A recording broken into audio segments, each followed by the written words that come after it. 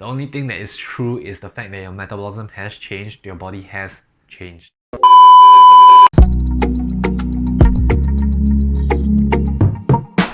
Okay, so first things first, your metabolism can never be ruined or destroyed. Okay, no matter how much fear mongering that marketing people have kind of been doing to convince you that you've destroyed your metabolism, is not true. Okay, the only thing that is true is the fact that your metabolism has changed, your body has changed.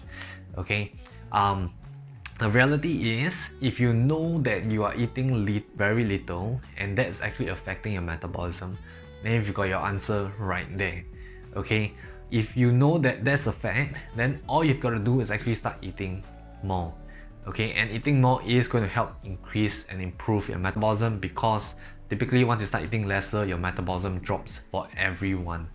Okay, and I think the main issue here is that you are probably worried about if you are going to gain weight if you eat more, and if you do gain weight, you're probably a bit afraid to continue eating more. I want to assure you, if the reality is your metabolism has been affected by you eating very little in a very prolonged amount of time, then even if there's a bit of weight gain, you should, for the long-term benefits of your health, physical and mental, you should definitely just eat more. Okay, I'm saying this to reassure you and give you permission to gain a bit of weight.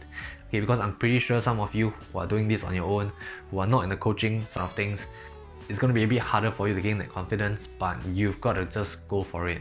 And honestly speaking, just because you gain weight for a couple of weeks, that's like 0.1% in your entire lifespan. So just do it and see how that's going to help you in the long term. Alright, push on.